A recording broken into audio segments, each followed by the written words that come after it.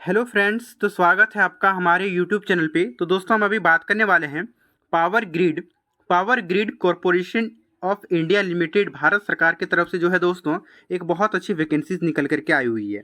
जी हाँ फ्रेंड्स, आप यहाँ पर देख पा रहे होंगे, ठीक है ना। पावर ग्रिड कंपनी की तरफ से यह वैकेंसीज निकाली गई है। यह वैकेंसीज जो है ना दोस्तों, recruitment of trainee engineer electrical के पोस्ट पे निकाला गया है, यानी ट्रेनी इंजीनियरिंग के पोस्ट पे जो है यह वैकेंसीज निकाली गई है, ठीक है ना। एडवर्टीजमेंट नंबर आप यहाँ पर जो है देख पा रहे होंगे,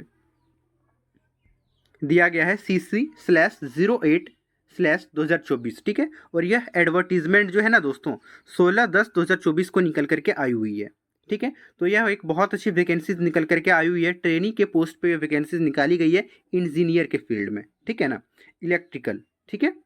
तो चलिए दोस्तों आगे बात करते हैं कि यह वैकेंसीज है क्या, इसका क्या सिलेबस रहने वाला है, इसमें सैलरी क्या रहने वाले हैं, जितने भी टॉपिक्स हैं सारे टॉपिक्स पे हम लोग चर्चा करने वाले हैं। यहाँ पर जो है दोस्तों पावर ग्रिड जो कंपनी है उसकी कुछ हिस्ट्री को लेकर के उनके बारे में इंट्रोडक्शन दिया गया है। तो आप लोग यहाँ पर पढ़ सकते हैं कि power grid a Maharatna public sector enterprise under the ministry of power, यानी मिनिस्ट्री ऑफ पावर के अंडर में आता है, महारत्न कंपनी है दोस्तों, ठीक है ना।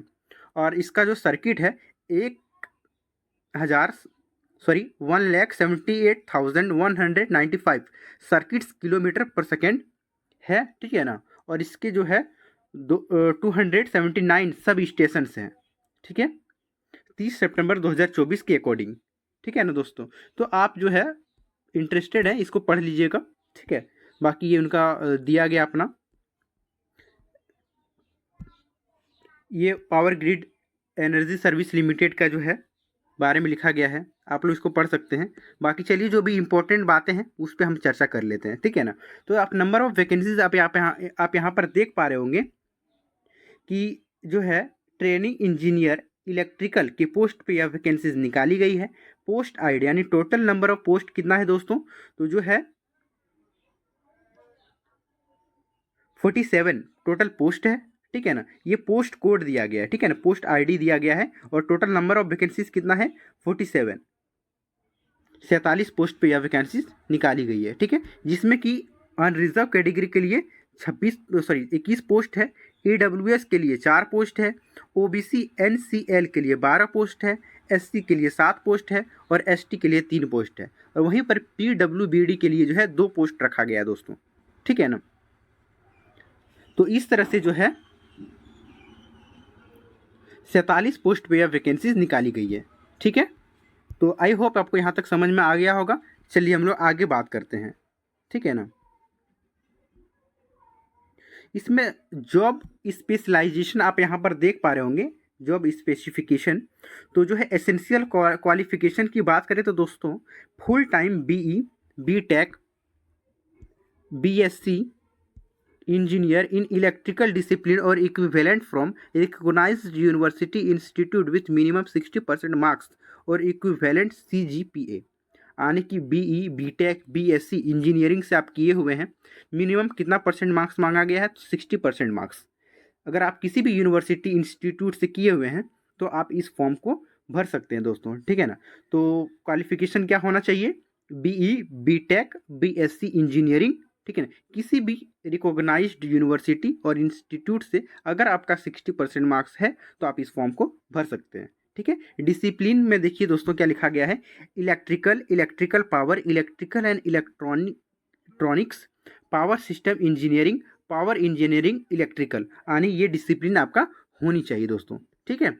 तो आप इस फॉर्म को भर सकते हैं। एलिजिबिलिटी क्राइटेरिया देखिए दोस्तों क्या लिखा गया है, candidate should have appear in the corresponding paper of GATE 2024, यानी कि जो कैंडिडेट होंगे वो उनको जो है गेट 2024 के एग्जाम में बैठा हुआ होना चाहिए, ठीक है ना।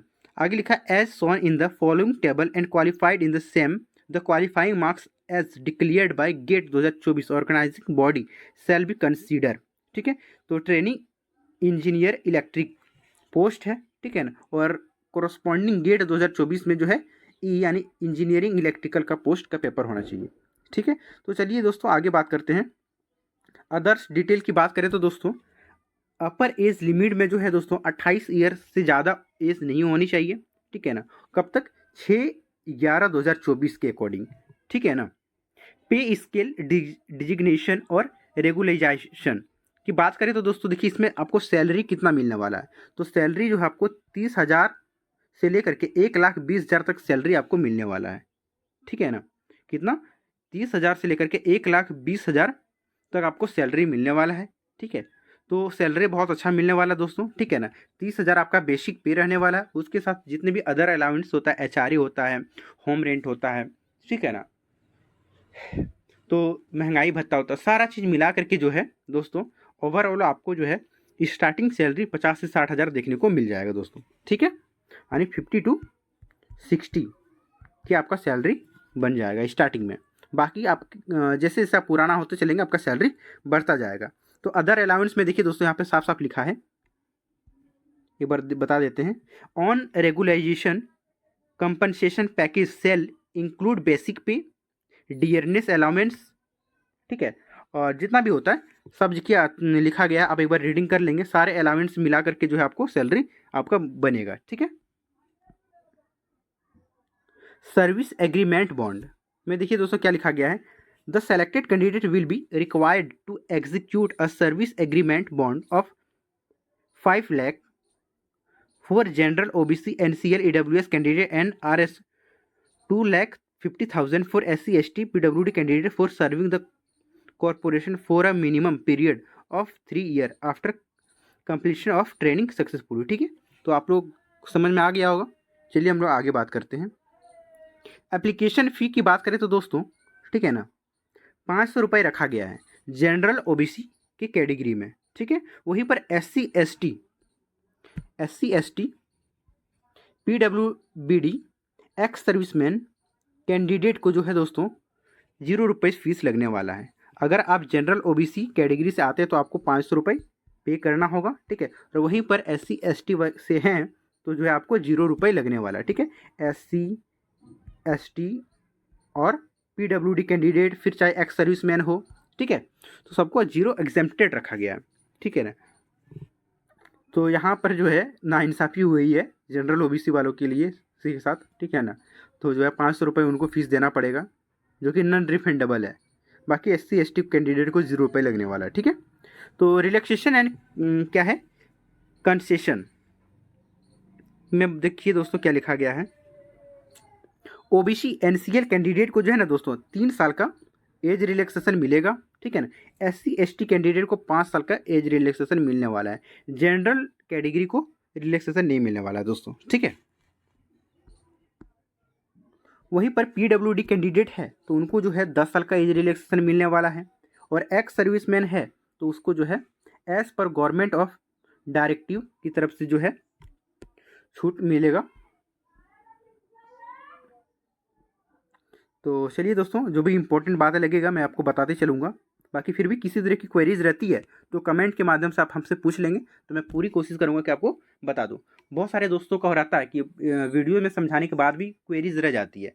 तो अगर क्वेरीज रहती है तो आप कमेंट में जो है कमेंट के माध्यम से पूछ सकते हैं। मैं पूरी कोशिश करूँगा कि आपको समझाने का, बताने का। ठीक है। मैं ज़रूर आपको रिप्लाई करूँगा। सिलेक्शन प्रोसेस क्या रहने वाला है दोस्तों, ठीक है, तो देखिए यहाँ पे लिखा गया है the selection process consist of normalisation marks obtained out of 100 in the corresponding paper of GATE 2024। GATE 2024 की जो पेपर में आप अपीयर होंगे, behavioural assessment, group discussion and personal interview यहाँ पे होने वाला है। ठीक है। और आपका आउट ऑफ 100 मार्क्स में से आपका नॉर्मलाइज्ड मार्क्स के अकॉर्डिंग जो आपका मार्क्स आएगा उसके अकॉर्डिंग आपको जो सिलेक्शन होने वाला है। ठीक है। तो जो है दोस्तों UR कैंडिडेट को 40% मार्क्स लाना कंपलसरी है। वहीं पर रिजर्व वैकेंसी जितने भी वहाँ पे 60% लाना अनिवार्य है। ठीक है। गेट 2024 क्या लिखा, अगला आगे क्या लिखा है, weightage of different parameter for calculation of final score of candidate for employment.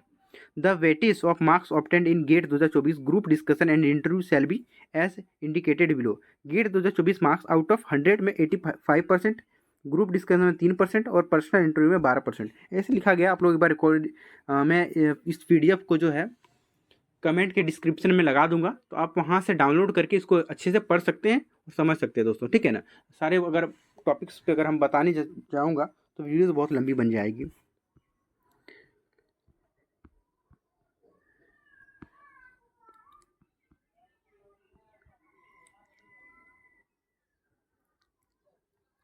Form को कैसे भरेंगे दोस्तों, तो चलिए हम लोग बात करते हैं कि फॉर्म कैसे भराएगा। फीस की तो बात हम लोग कर चुके हैं, ठीक है ना। 500 रुपये लगने वाला है, SC/ST कैंडिडेट को 0 रुपीज़ लगेगा, ठीक है। ये फॉर्म आप ऑनलाइन भरेंगे, ठीक है। Recent passport size colour photograph in with white background, यानी आपका बैकग्राउंड जो है फोटो का वो वाइट होनी चाहिए, ठीक है। और 50 KB से ज़्यादा नहीं होनी चाहिए दोस्तों, ठीक है। फॉर्मेट जो है JPG फॉर्मेट में होनी चाहिए। वहीं पर सिग्नेचर जो है दोस्तों इन ब्लू ब्लैक इंक में होना चाहिए, 50 KB से ज़्यादा नहीं होनी चाहिए, और JPG फॉर्मेट में आप अपलोड करेंगे, ठीक है। वहीं पर date of birth proof matric birth certificate आप लगा सकते हैं, जो कि 3 MB का होनी चाहिए, 3 MB से ज़्यादा का नहीं होनी चाहिए, और ये PDF फॉर्म में लगाएंगे, ठीक है, फॉर्म भरते टाइम। वहीं पर जो है दोस्तों जो क्वालिफिकेशन सर्टिफिकेट्स होगा आपका, ठीक है, वो 10 MB से ज़्यादा नहीं होनी चाहिए। 10 MB से जितना भी कम होगा चलेगा, ठीक है, लेकिन 10 MB से ज़्यादा नहीं होना चाहिए, और ये भी PDF फॉर्मेट में आपको अपलोड करना होगा, ठीक है। वहीं पर जो है दोस्तों आगे क्या लिखा है, candidate working in government PSU। देखिए आप अगर जो है जहाँ पे जॉब कर रहे हैं एक्स सर्विसमैन के लिए, तो उनका जो सर्टिफिकेट वगैरह होगा, ठीक है ना, वो 3 MB का लगाएंगे, वो भी PDF फॉर्मेट में, ठीक है दोस्तों। आपको यहाँ पर कास्ट सर्टिफिकेट लगाना होगा, कास्ट सर्टिफिकेट EWS सर्टिफिकेट जो कि 3 MB का होना चाहिए, और PDF फॉर्मेट में आपको अपलोड करना होगा। वहीं पर PWBD सर्टिफिकेट जो है 3 MB में आपको अपलोड करना होगा। जो भी PWD कैंडिडेट हैं उनको ही सिर्फ लगेगा ये चीज़, ठीक है ना। ये भी PDF फॉर्मेट में आपको अपलोड करना होगा। अगला लिखा है in case of recruitment of scribe, अगर आपको स्क्राइब चाहिए PWBD PWD कैंडिडेट को, तो उनको भी जो है 3 MB में सर्टिफिकेट अपलोड करना होगा, ठीक है, और भी PDF फॉर्मेट में। अगला है in case of recruitment of scribe scan copy of photo ID proof of scribe जो है 3 MB में अपलोड करना होगा PDF फॉर्मेट में, ठीक है। इस तरह से एक्स सर्विसमैन वाले को भी जो है अपना 3 MB में लगाना होगा, ठीक है। फिटनेस सर्टिफिकेट अगर इश्यूज वगैरह है तो भी जो है 3 MB में और PDF फॉर्मेट में लगाना होगा। इस तरह से जो है दोस्तों आप अपने अकॉर्डिंग जो भी सर्टिफिकेट्स वगैरह आपका क्वालिफिकेशन सर्टिफिकेट मांगा जाएगा वो आपको लगाना होगा, ठीक है ना, PDF फॉर्मेट में।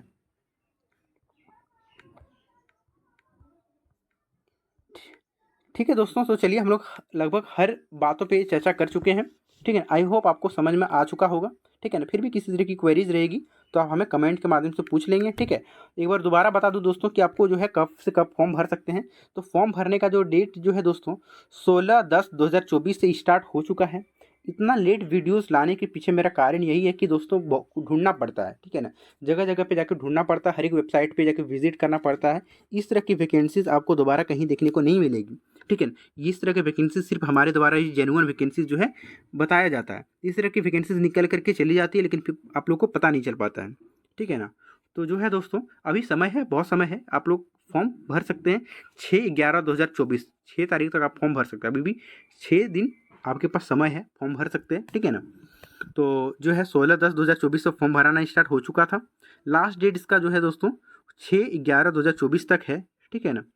इस तरह से तो बाकी आप लोग फॉर्म भरिए दोस्तों, ठीक है। फिर भी अगर किसी तरह की दिक्कत होता फॉर्म भरने में तो कमेंट के माध्यम से वीडियो में बता दीजिएगा, तो मैं फॉर्म भरने का एक वीडियोस लेकर के आके आपको बना दूंगा, ठीक है ना।